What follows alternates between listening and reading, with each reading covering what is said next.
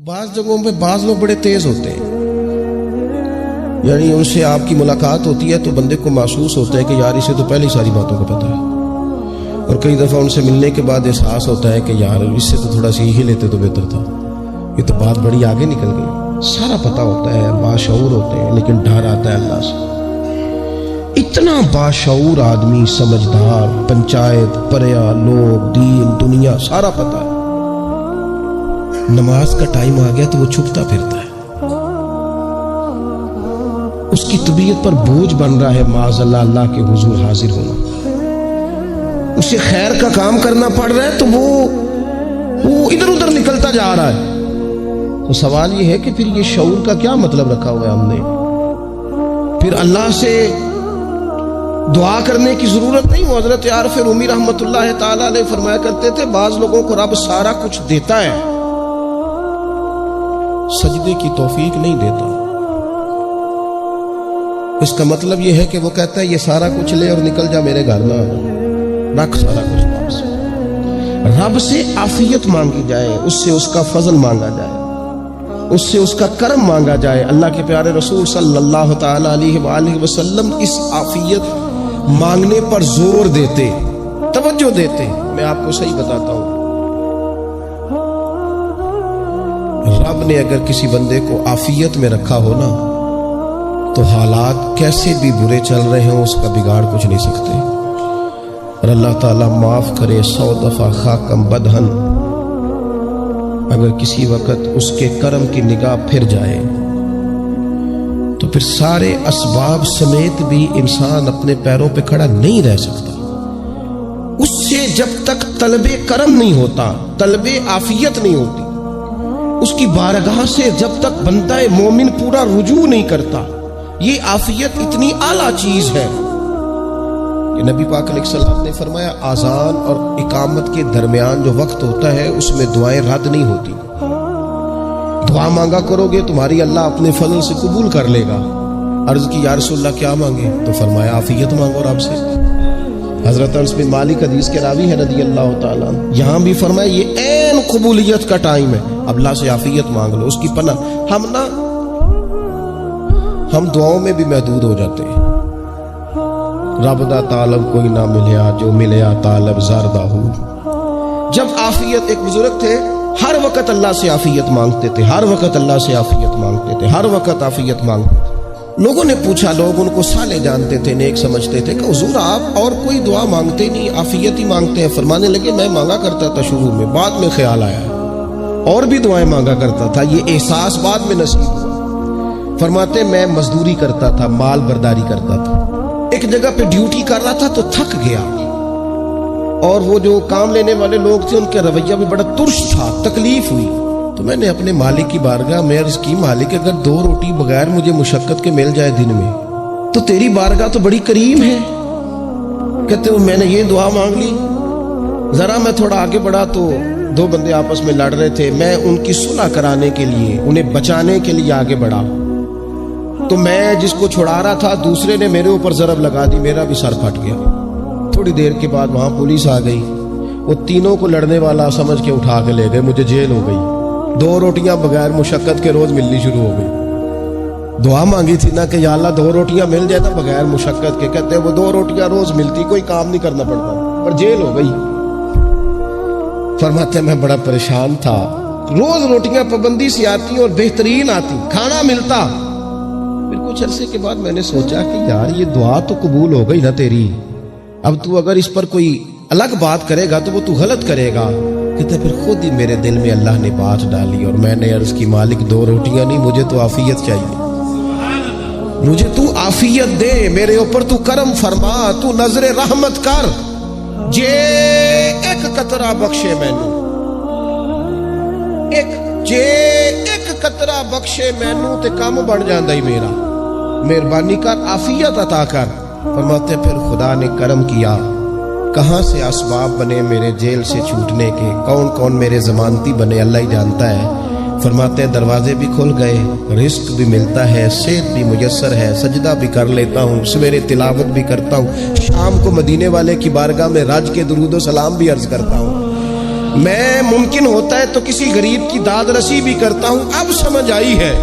ربنا آتنا فی الدنیا حسنۃ وفی الآخرۃ حسنۃ وقنا عذاب النار. اب سمجھ آئی ہے رب سے جب بھی مانگنا ہے عافیت ہی مانگنی ہے, اس سے کرم مانگ. ہم نے محدود دعائیں رکھی ہوئی ہیں, محدود. وہ جی فلانا کام میرا ہو جائے تو بھئی وہ ایک ہو گیا, اس کے بعد پھر نئی ٹینشن بن جائے گی. نہیں, میں جی بچوں کی شادی کر لوں جی پھر میں فارغ ہوں. آپ شادی کر کے دیکھیں, لاگے پتہ جائے گا کیسے فارغ ہوتے ہیں. آپ یہاں رکتے کیوں ہیں؟ آپ خدا سے عافیت کیوں نہیں طلب کرتے؟ اس کی بارگاہ سے وہ کیوں نہیں مانگتے کہ جو ایک قطرہ ملے تو دنیا اور آخرت کے سارے کام ہو جائے؟ اس سے اس کی رحمت کا سوال کرے, اس سے اس کے کرم کا سوال کرے. اللہ کی بارگاہ میں بھی حاضر ہونا اور جچی تلی اور جناب ناپ تول کر اور محدود چیزوں کا سوال کرنا. مالک سے مانگے, اور وہ جب دیتا ہے تو دیتا بھی بے حساب ہی ہے. وہ جب عطا کرتا ہے تو کرم کے دروازے کھول کے عطا کرتا ہے, ورنہ تو ایک الجھن سے انسان نکلتا ہے دوسری میں الجھ جاتا ہے. ایک گتھی کو سلجھاتا ہے. پھر اقبال رو پڑے تھے, کہنے لگے میں عقل کی گتھیاں سلجھا چکا ہوں, یا رب مجھے صاحب جنوں کر دے. اللہ یہ بڑا میں نے ہیر پھیر دیکھ لیا, مجھے دیوانہ بنا. اب مجھے جنون ہو, اب میں کسی کے لیے رویا کروں, اب میں کسی کی یاد میں تڑپا کروں, اب میں رات کسی کے لیے میری آنکھیں بیدار رہیں. یہ بڑی ہو گئی دنیا داری. عقل کی گتھی حالانکہ نہیں سلجھتی, اور اقبال کہتے ہیں عقل کی گتھیاں سلجھا چکا ہوں, یا رب مجھے صاحب جنوں کر دے. اور پھر کہنے لگے بجھی عشق کی آگ اندھیر ہے, اب یہ مسلمان نہیں یہ خاک کا ڈھیر ہے. تو مٹی بن کے رہ گئے. کیا کہاں اپنی ساری توجہات کا قبلہ کس چیز کو میرے عزیزوں؟ اللہ سے عافیت. نبی پاک علیہ الصلوۃ والسلام نے ایک شخص سے پوچھا کیا دعا مانگ رہے ہو؟ تو اس نے کہا یا رسول اللہ میں اللہ کی بارگاہ میں صبر کا سوال کر رہا ہوں. تو حضور فرمانے لگے صبر تو مصیبت پر ہوتا ہے. یا رسول اللہ پھر کیا مانگوں؟ آپ ان جملوں اور لفظوں کی گہرائی کو سمجھیں. صبر کے لیے تو پہلے مصیبت آئے گی, پھر صبر آئے گا. تو یا رسول اللہ کیا مانگوں؟ فرمایا تو رب سے عافیت مانگ. مانا کیا ہے؟ مصیبت آئے کیوں؟ اللہ تجھے اپنی حفاظت کے حصار میں لے لے. وہ وقت ہی کیوں آئے کہ جب تیری طبیعت الجھ جائے, جب تو پریشان ہو جائے, جب تو تو اللہ سے عافیت مانگنا. جب تو عافیت مانگے گا تو اگر کبھی مشکل آئے گی بھی نا تو خدا پھر اپنے فضل سے مشکل سے نکلنے میں رستہ بھی بڑی جلدی عطا فرمائے گا اور تیرے اوپر فضل فرمائے گا. اگر عافیت. ہارون رشید نا اپنے محل کی چھت پہ ٹہل رہا تھا, سب سے اوپر والے چوارے پر. نیچے سے حضرت بہلول دانا گزر رہے تھے, اوپر اس کے ساتھ سپاہی بھی تھے, گن مین بھی تھے. اس نے کہا یہ بابا تو ذرا اوپر اٹھاؤ. انہوں نے ایک ڈولی, ایک ٹوکری سمجھ لیں, اس کو رسیاں باندھ کے نیچے پھینکا. نیچے جو سپاہی تھے ان کو کہا کہ یہ بابا جی کو پکڑ کے اس میں بٹھاؤ. انہوں نے جبرن تھاما بابا جی کو, اس میں ڈالا, اوپر والوں نے کھینچ لیا. 2-3 منٹ لگے. ہارون رشید کے سامنے حضرت بہلول دانا پہنچ گئے تو تھوڑے ناراض بھی ہوئے کہ یہ کوئی طریقہ تو نہیں نا بلانے کا. ملاقات ہوئی تو کہا کیوں بلایا؟ کہنے لگا ایک مسئلہ پوچھنا تھا. فرمانے لگے بادشاہ ہے نا, تیرے مسئلے پوچھنے کا بھی اپنا ہی انداز ہے, پوچھ مسئلہ. کہنے لگا بابا پوچھنا تھا کہ آپ اللہ تک کیسے پہنچے؟ حضرت بہلول دانا چپ کر گئے. 2-4 منٹ کے بعد کہنے لگے جس طرح ابھی زمین سے تیرے تک نہیں پہنچا, بالکل اسی طرح ہی پہنچ گیا پھر رب کریم کی بارگاہ تک. اور وہ بھی جو اس نے کرم فرمایا ہے, ورنہ میں تو نہیں سمجھتا کہ میں پہنچ گیا, وہ بھی اگر تیری خوش گمانی ہے.